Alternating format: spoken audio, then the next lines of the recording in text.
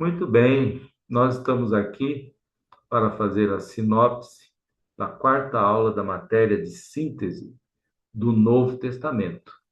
Então, eu vou compartilhar minha tela com vocês, para que vocês possam, então, acompanhar aqui nos slides.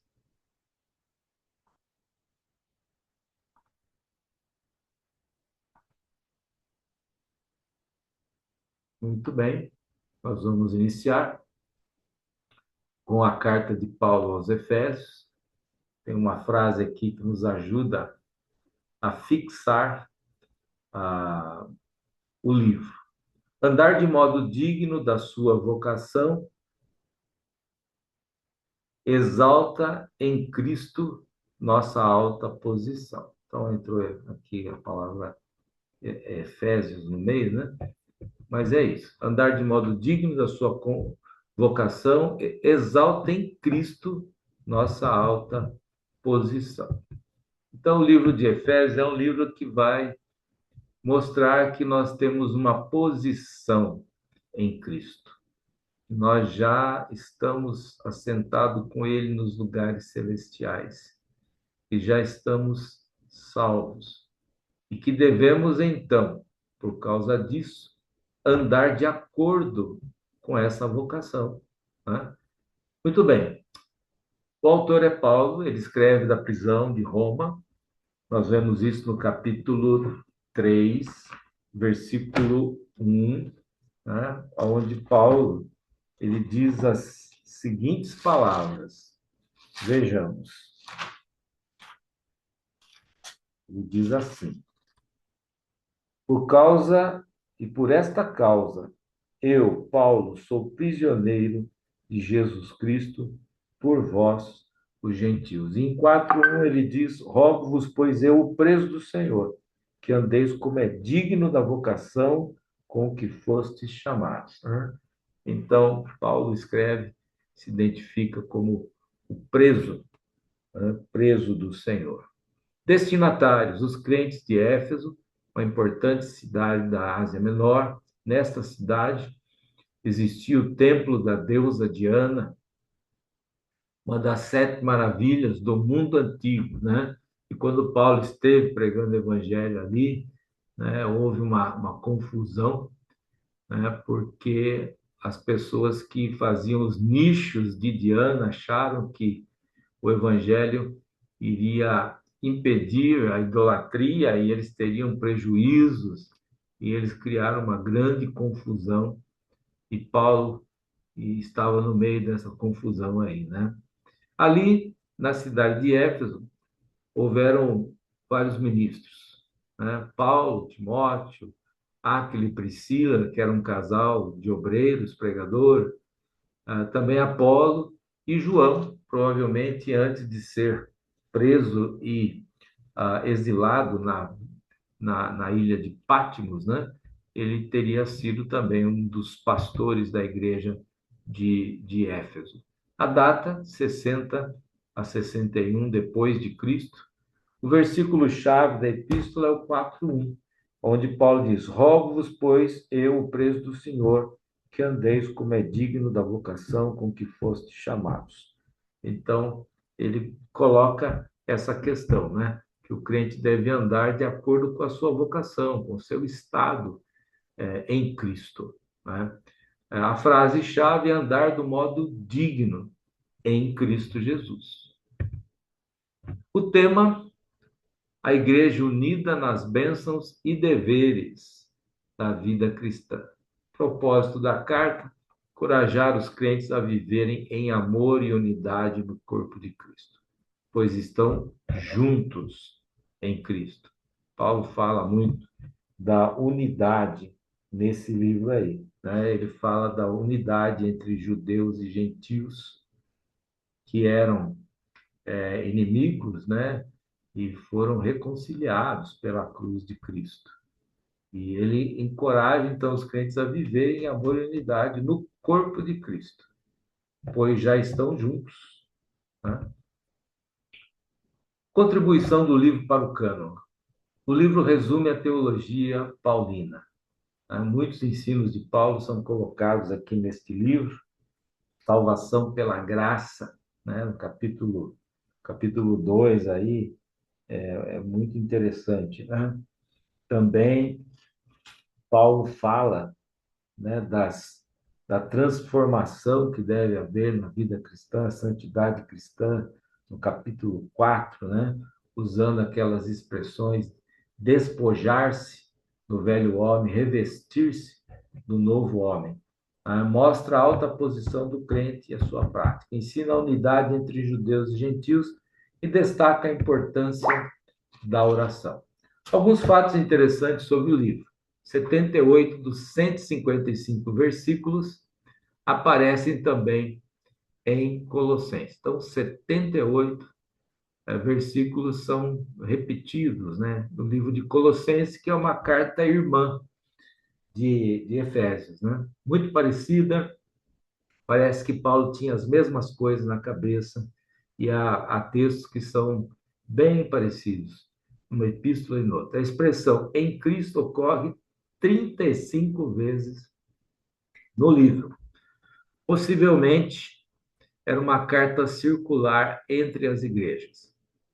É conhecido o fato que eles receberam a carta, mas também alguns manuscritos antigos não tinham mais o destinatário no início da carta, né? A carta passou a ser circular e não apenas uma carta para a igreja de Éfeso, particularmente. É uma epístola impessoal, mais impessoal do apóstolo Paulo, né? Ele não faz saudações pessoais, talvez porque tem estado ali, conhecesse muitas pessoas, seria impraticável e até inconveniente fazer essas saudações pessoais. Então, ele não se detém a fazer isso nessa epístola. Ele explica a luta espiritual do crente. No último capítulo, capítulo 6, né, ele diz que a nossa luta não é contra a carne e sangue, ou seja, não é contra as pessoas. Nosso principal inimigo é Satanás, os principados, as potestades do mal que estão nos lugares celestiais.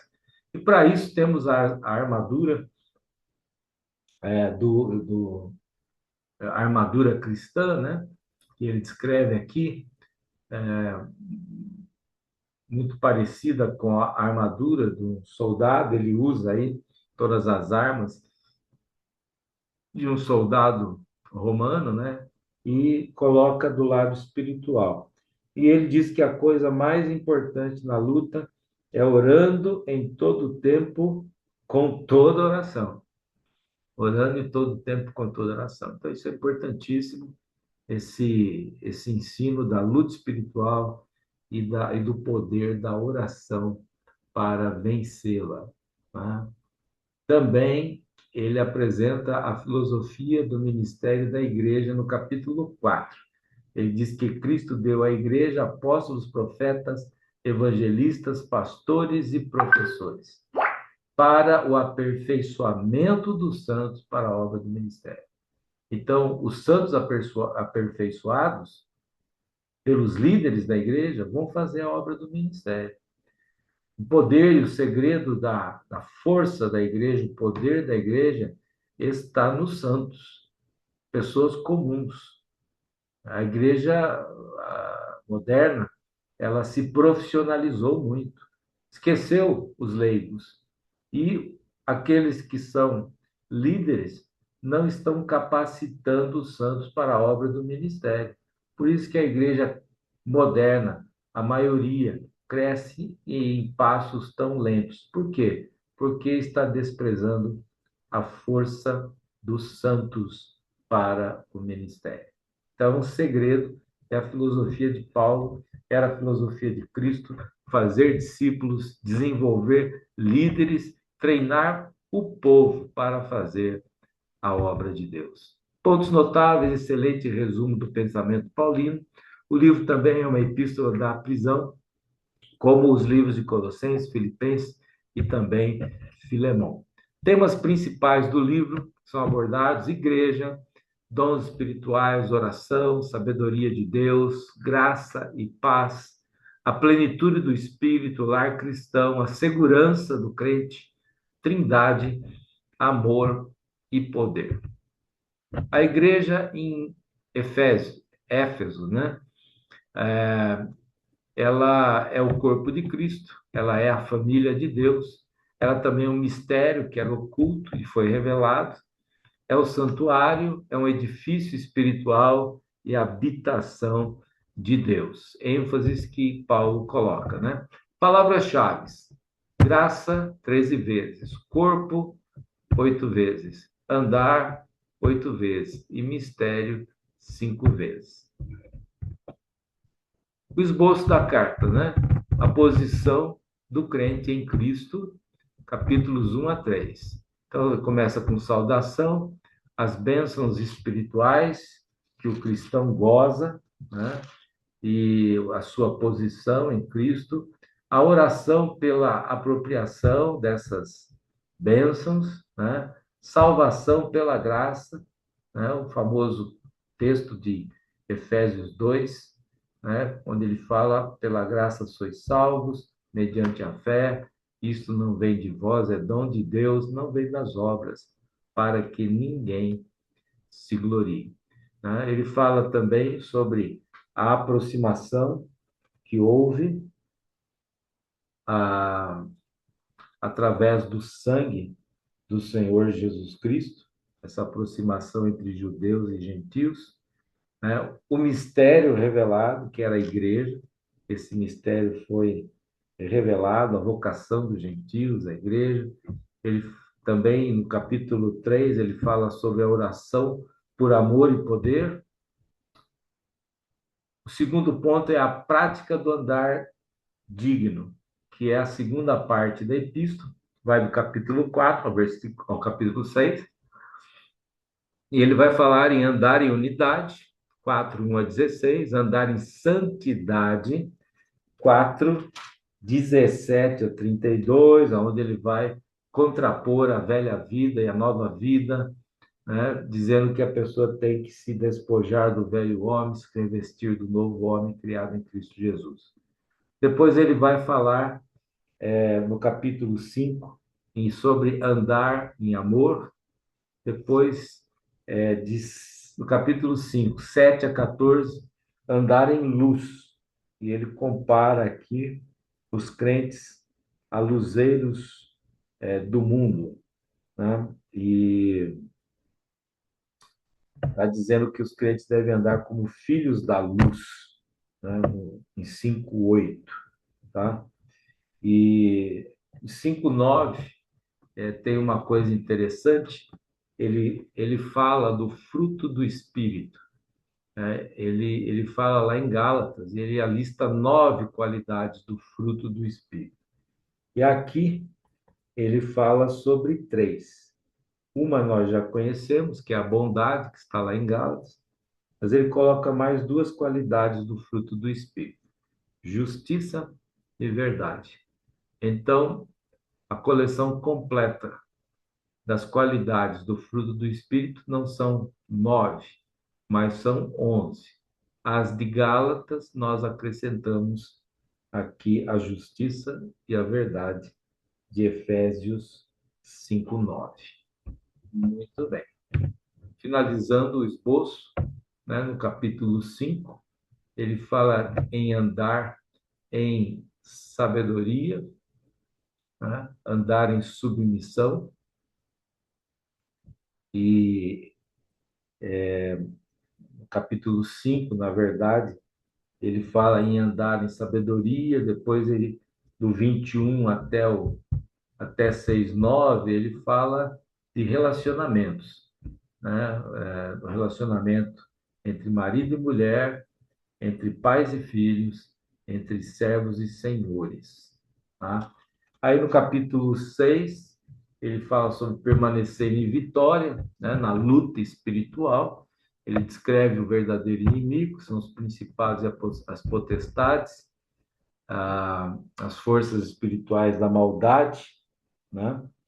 E ele fala sobre a armadura do cristão e finaliza aí com a conclusão de 6:21 a 24, a saudação de Paulo, né? Muito bem, então encerramos aqui com algumas aplicações o livro de Efésios, tá? A doutrina deve produzir vida prática, né? Pessoas que conhecem a palavra devem ter vidas transformadas por ela. A segurança do crente está em Deus, Cristo e no selo do Espírito, né? Que é uma realidade na vida de todos aqueles que creram na palavra de Deus, né? De acordo com o capítulo 1, versos 12, 13 e 14. Tá? A igreja deve viver em unidade real. Muito bem, terminando essas aplicações, né? Temos mais algumas aqui. Os líderes devem equipar os membros da igreja para o ministério. Talvez a coisa mais importante para um obreiro é ter um ministério capacitador. Ele não deve ser um super pastor, mas ele não deve fazer o trabalho de 10. Ele deve colocar 10 para trabalhar. A plenitude do Espírito se manifesta no lar cristão. Então, quem é cheio de Espírito vai demonstrar isso no relacionamento com a esposa, com os filhos, e com o patrão ou com os empregados. Nossa luta é contra as potestades espirituais do mal nos lugares celestiais. Então, finalizamos o livro de Efésios e entramos na carta de Paulo aos Filipenses. Filipenses louva a fé que faz regozijar. Quem humilde pode demonstrar. Então, a ênfase no livro de Filipenses é a alegria, o regozijo, né? O autor é Paulo, também, uma das cartas de prisão, e os destinatários, a igreja de Filipos, né? Aquela colônia romana, né? Fundada na segunda viagem missionária de Paulo. Muito bem. A data, 60 a 61 depois de Cristo, versículo-chave, capítulo 4, versículo 4, né, que é um texto que fala sobre alegria. Regozijai-vos sempre no Senhor. Outra vez digo, regozijai-vos. Então, aí, uma forte ênfase na alegria, no regozijo cristão. A frase-chave do livro Alegria, tema alegria e unidade no serviço do Senhor, né? O propósito do livro, agradecer a oferta enviada a Paulo, encorajar a igreja, a unidade, a alegria e o amor no serviço cristão. A situação da carta. A igreja enviou Epafrodito com a oferta a Paulo na prisão, lá em Roma. Paulo agradece a generosidade, encoraja os crentes, motiva a unidade e o amor e envia Epafrodito de volta, né? Com a carta de agradecimento. Muito bem. Fatos interessantes. É a carta mais afetuosa de Paulo. Ele usa a palavra alegria por 16 vezes. Ele está preso em sua própria casa particular, a tal da prisão domiciliar, né?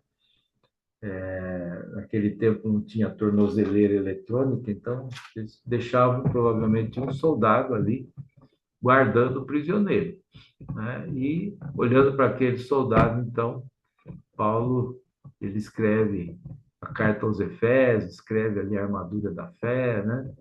E agora escreve aos Filipenses. A igreja ajudou Paulo por várias vezes.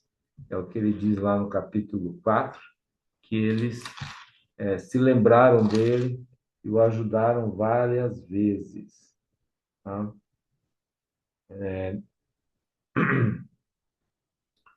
Muito bem. Isso nos fala de uma igreja missionária que tinha um interesse no ministério do apóstolo Paulo, né? Nós sabemos que ele tinha uma profissão, ele era fazedor de tendas, mas a igreja entendia que ele deveria dedicar toda sua vida ao ministério. E então a igreja dos Filipenses mandava ofertas a Paulo para mantê-lo nas suas necessidades. Alguns fatos interessantes. Havia poucos judeus lá na cidade de Filipos. Tá? Havia a carta não possui citações diretas do Antigo Testamento. Paulo ironiza os judaizantes, chamando-os de cães. O evangelho entrou na Europa através de Filipos. A primeira convertida foi Lídia, uma igreja que eles começaram na beira de um rio, num local de oração. E a oração pode ser uma estratégia usada para iniciar uma igreja. Então, Lídia se converteu, e depois as reuniões passaram a ser na sua casa, depois os apóstolos foram presos, e aconteceu aquele evento do terremoto, quando eles estavam louvando a Deus à meia-noite. O carcereiro queria se matar, eles não permitiram. O homem perguntou como ele podia ser salvo, e eles disseram: crê no Senhor Jesus, tu e a tua casa. E então eles creram e foram batizados. No dia seguinte, as autoridades mandaram soltar Paulo, sabendo que ele era um cidadão romano. Pontos notáveis: filosofia de vida de Paulo. Ele tem alguns versículos notáveis.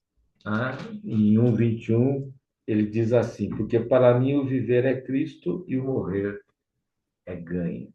Já no capítulo 3, de 12 a 14, ele diz assim, a respeito da ressurreição: não que já a tenha alcançado, ou que seja perfeito, mas prossigo para alcançar aquilo para o que também fui preso por Cristo Jesus. Irmãos, quanto a mim, não julgo que o haja alcançado, mas uma coisa faço, e é que, esquecendo-me das coisas que atrás ficam e avançando para as que estão diante de mim, prossigo para o alvo, pelo prêmio da soberana vocação de Deus em Cristo Jesus. Então, Paulo, ele tinha essa filosofia. Né? Para mim, o viver é Cristo e o morrer é ganho. Então, Cristo é tudo na minha vida. E aqui ele fala que ele estava em constante movimento, indo para frente, esquecendo das coisas que atrás ficavam e avançando para aquelas que estavam diante dele, prosseguindo para o alvo. Então, um homem determinado não olhava para trás. Isso nos dá uma grande lição. Né? Muitas vezes, olhar para trás só traz desânimo, tristeza, e nós precisamos esquecer certas coisas que ficam para trás e avançar para aquelas que estão diante de nós. Então, capítulo 1 fala de gratidão e alegria na prisão. Capítulo 2, exemplos de humildade, né? Cristo, Timóteo e Epafrodito. Capítulo 3, advertência contra os judaizantes. Capítulo 4, a tônica é o amor, a paz e a unidade. Outros temas abordados: unidade, humildade, alegria, amor, evangelismo e oração. Cristo em Filipenses. Cristo é a vida do crente, o modelo do crente, o alvo do crente e o poder do crente.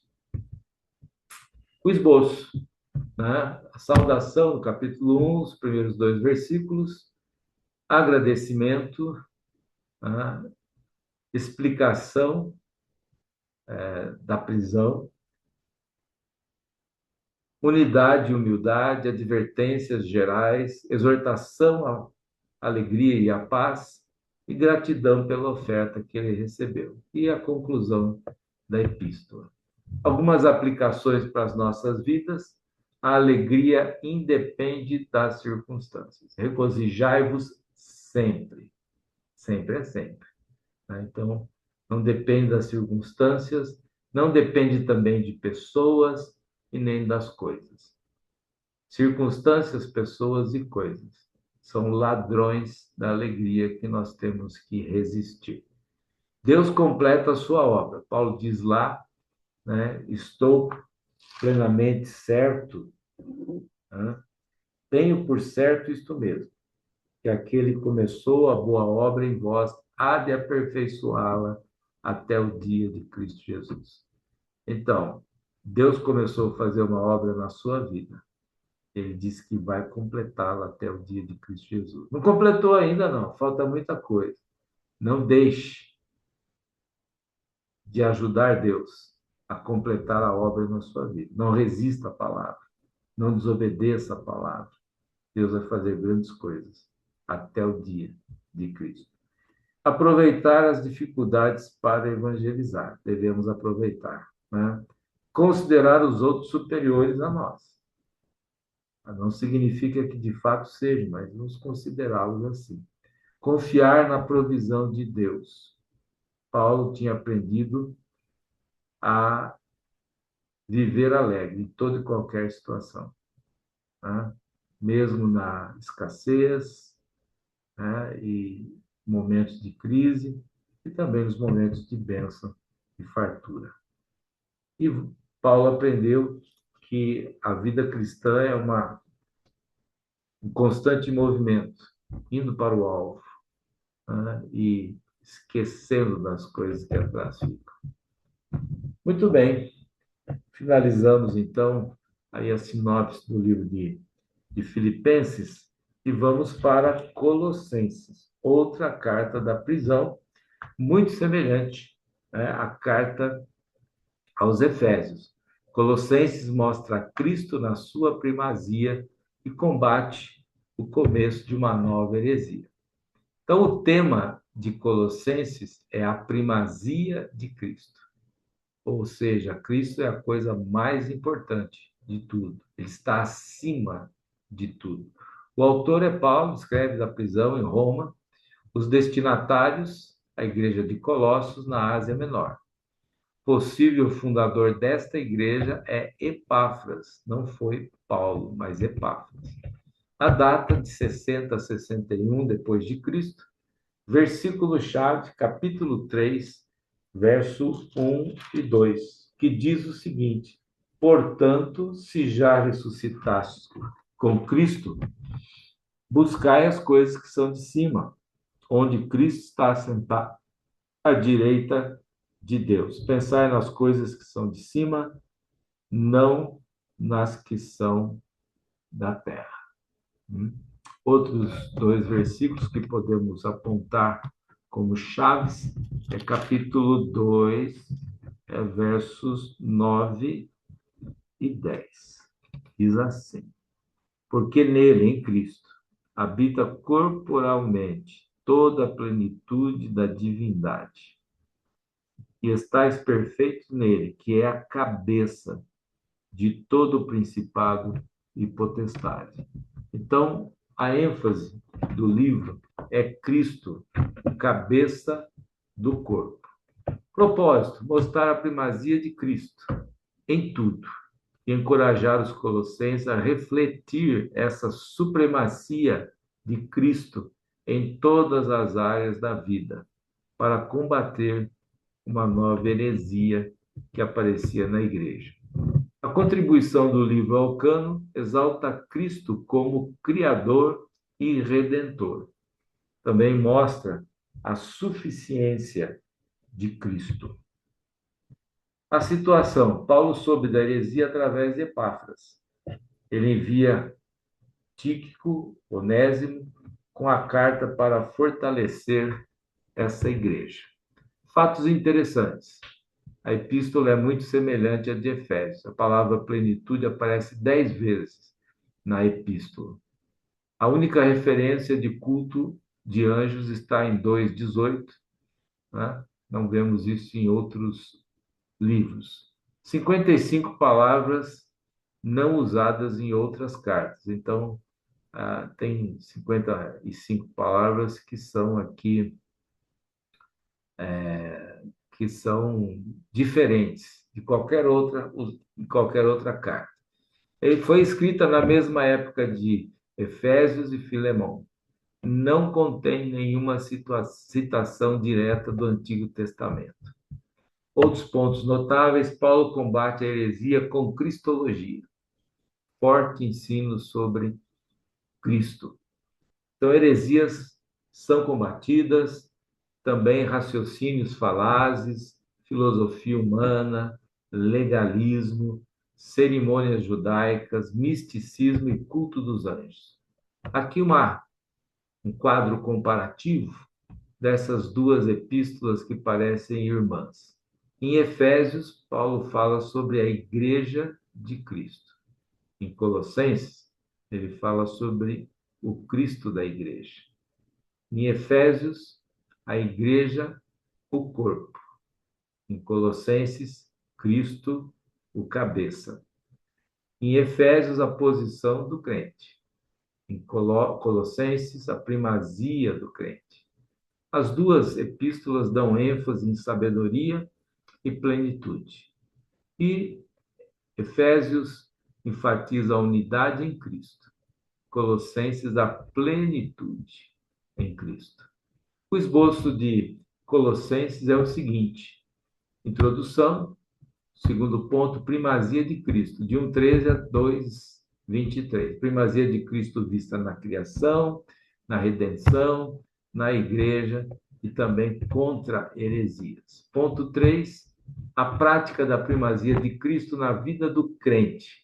Então, suas práticas gerais, deveres do crente, o despojar do velho homem, o revestir do novo homem. E ainda práticas específicas, a questão de sujeitar-se uns aos outros, a oração e evangelização, e a conclusão final, que vai de capítulo 4, versículo 7 até 18. E aí, algumas aplicações para a nossa vida cristã. Cristo é tudo na vida cristã. Tá? Quem busca as coisas do alto, vive bem na terra. Tá? Verdadeira sabedoria conduz a Cristo. E doutrina correta produz sempre vida santa. Tá? Então, finalizamos aqui a sinopse da quarta aula da matéria do módulo de síntese do Novo Testamento. Deus vos abençoe.